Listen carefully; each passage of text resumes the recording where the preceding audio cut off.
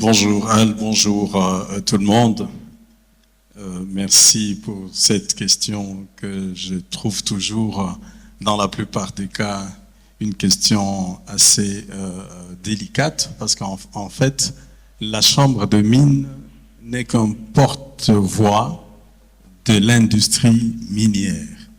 Et donc, la Chambre de mines en elle-même, elle n'a pas de politique spécifique pour ramener les Congolais à être propriétaires de l'industrie.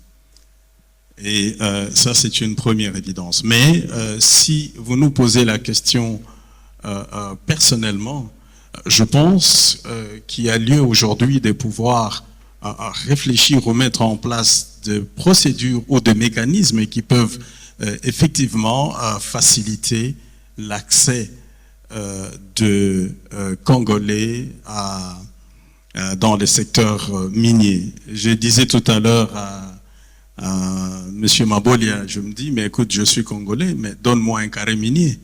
Mais le problème, c'est que l'investissement minier exige beaucoup d'argent. Et pour investir dans le secteur minier, il faut avoir des financements conséquents. Et pour les avoir, les banques ne sont pas capables de vous les donner. Dans d'autres pays, il y a l'État ou le gouvernement qui a pris des dispositions pour préfinancer, pour, n'est-ce pas, financer les nationaux pour qu'ils accèdent, en fait, effectivement, dans le secteur de mines. Donc, nous pensons qu'aujourd'hui, qu'il est important que nous puissions changer de paradigme par rapport à la manière dont nous gérons ou nous attribuons des titres miniers.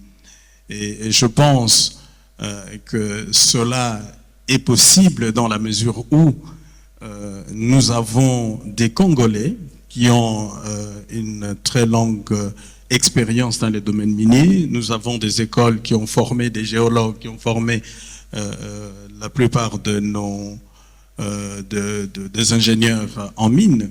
Donc, je pense qu'il est possible que si nous faisons en sorte qu'il existe de moyens de financement ou de prix financer les Congolais, il est possible qu'ils puissent accéder dans le secteur de mines. Moi, j'ai une autre question, elle est très simple. C'est si au niveau de l'extraction et de la transformation de base, nous n'avons pas de la place pour l'instant, pourquoi on ne s'occupe pas de la partie haute de la chaîne de valeur? Laquelle? La transformation du cuivre, la transformation du cobalt, la production de produits à valeur ajoutée, parce qu'en fait, c'est le thème du... Mais très bien, mais tout cela exige effectivement des investissements.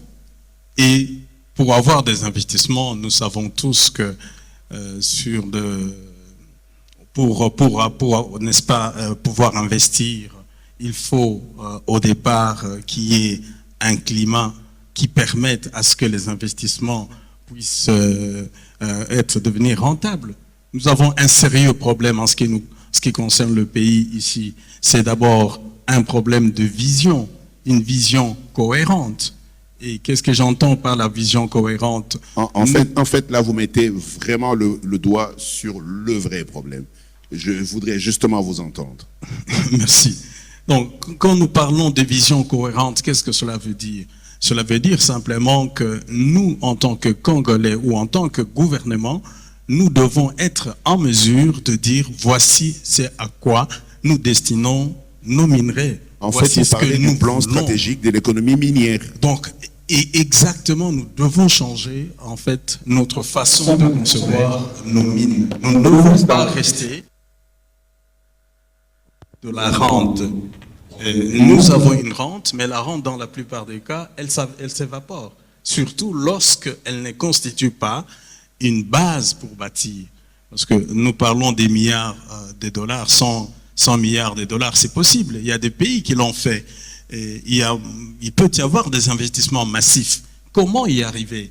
Là, c'est la question. Mais avec notre façon de gouverner, notre ressource principale, qui est la ressource minière, c'est tout un peu difficile. Et la manière dont nous considérons notre rente minière, la manière dont nous la gérons, ça pose problème. Donc je pense qu'il faut qu'il y ait une cohérence d'abord en matière de vision et en matière des objectifs que nous pouvons définir. Si nous voulons destiner nos ressources ou les revenus qui sont générés par l'exploitation des ressources minières vers la transformation ou l'industrialisation, cela est possible.